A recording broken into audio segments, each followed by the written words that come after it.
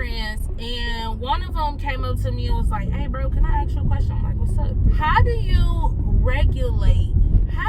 deal with being on shrooms and being in a crowd at the same time, like being in social settings where it's like a lot of people, and like how do you deal with that? Do you do you got tips? Is like how do you do that? Do you do that? And so it just got me to thinking, yeah. And honestly, the way that I immediately answered his question is that I figure out how to regulate, and I plan for that ahead of time. I want to break that down for y'all too, because I know that some people like, no, I want to be able to do shrooms in a group setting, in a public setting, but one, I'm scared, and two, I don't really know how to do that. So let's comb through what I do. It may work for you, try it. If not, cool. But keep these things in the back of your mind. These are also things that help sometimes when I may feel overstimulated. So let's jump right into it. The first thing I do is busy my hand, and usually I do that with like either a card game or a board game. Regulating in that way, it is almost a distraction, but it's one of those things that I feel like it helps up my endurance, if that makes sense. It strengthens my ability to be able to multitask. It strengthens my ability to be able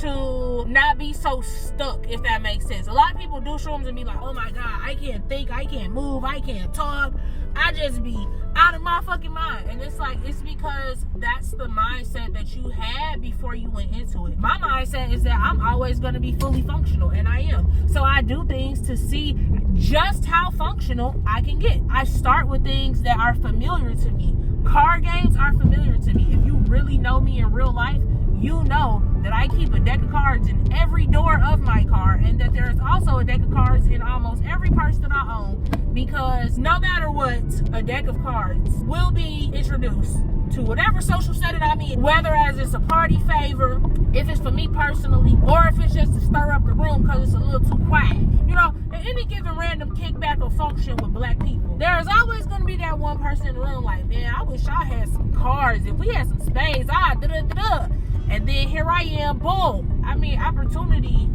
always is very close by, my friend. How would you like to go about this?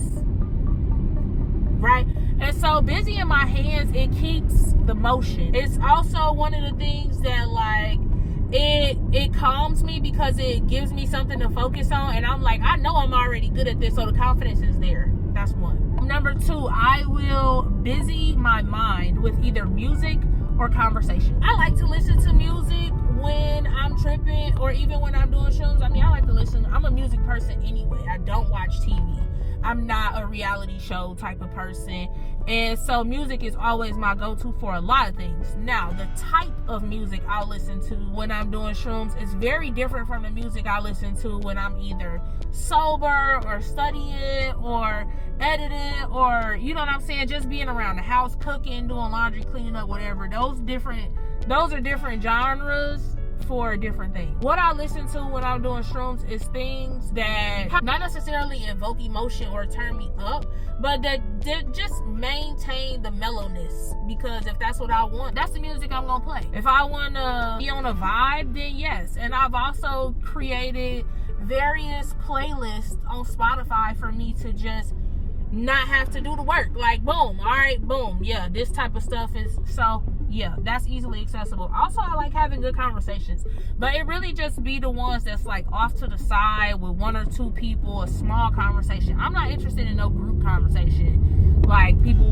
where they talking shit or something like that. Nah, an intimate conversation where I'm like unpacking something, or like just listening to another person's perspective. I think podcasts are really good for that as well, because it's just a way for me to like be in sponge mode, but it's engaging as well. So I like that. Another thing, taking a break. A lot of people underestimate taking a break. And when I say taking a break, I mean like leaving the social setting. If I'm at a barbecue and, you know, I might just leave and go for a walk, be outside, get to some fresh air. You know what I mean? Like, take a break from the in crowd and step back some, right? In photography, there is a quote that says, when in doubt, zoom out. And although we may be focused on being in the moment, being up front, up close and personal with something, there's a lot more that you're able to enjoy when you can either step back and look at the bigger picture, or you could just step back and take a breath and then get back into it. It's like a little miniature reset that is necessary, and you don't even realize it until you do it and see how you feel. Having that always swimming in the back of my mind, it just works for me. It works for me all the time. Isolating also works. You know, when you're taking that moment, sometimes people take that moment to step out or go for that walk with another person, but I'm saying do that shit by yourself. Even if it means like, oh, I'm finna go to the bathroom real quick and I'm just gonna be silent and stand still and take deep breaths. That isolation is good. In the same setting that my friend asked me this question, the irony of it is that I had just come back from isolating. Where we was at, I had brought my drum. I don't know if I talked to y'all about this just yet, but I got a handpan for my birthday, and I really got it because of all the things I've ever been in my life creatively, a musician has never been one. I used to take piano lessons as a kid, and that was very, very short-lived. But as I got older and I started doing shrooms, I started listening to Hertz music. I don't know if y'all know what Hertz music is, but essentially Hertz music is instrumental music that focuses on different things. It's music that's played at a certain frequency for things like meditation or sleep or healing or forgiveness or tranquility, or however I took it as however I want to feel, I'm going to put Hertz music for and then insert that. So if I'm angry, I would put Hertz music for calmness. Inspiration if I'm feeling drained. And I would listen to that when I would go to sleep. But then one time I went to sleep and I had Hertz music playlist on, and when I woke up, it was like this different kind of music that was playing. I was like, wait a minute, this is like very garden-like, this is different, but I like it. And so I'm like, what is this? I get to looking it up, and it was handpan music. Like, hold on, now I'm curious. And I started listening to handpan music when I would do shrooms, and I would realize the different response that I would have, both physically and mentally,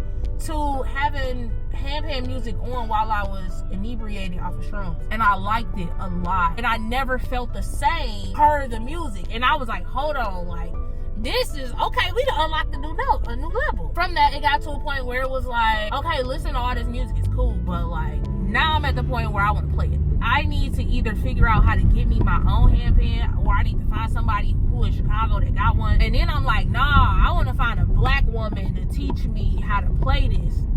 Long story short, I found a black woman. She was cool at first. Turned out to be a weird, crazy, like single white female crazy. Yeah, severed that. She had like 3 different handpans. It was cool. But then after a while, I'm like, I don't want to keep kicking it with her just to play this handpan. Like, I'm an only child. Like, it's cool at first, and I just always am gonna want my own. Like, whatever it is, I'm gonna want my own. I don't like sharing is cool, right? Having community and creating community is cool, but I'm not really interested in always sharing. I want to have my own. So I went and got my own headband.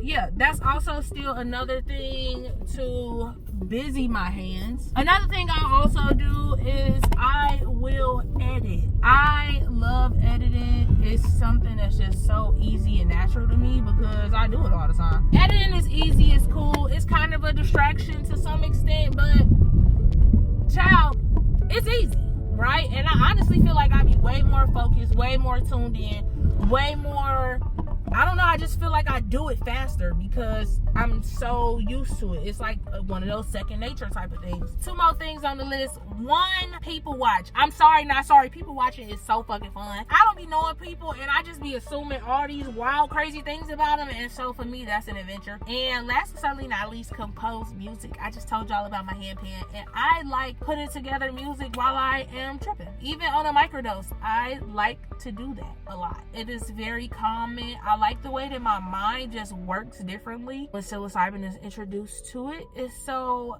those are my few ways to regulate in a crowd setting. If you like this video, go ahead and give it a thumbs up.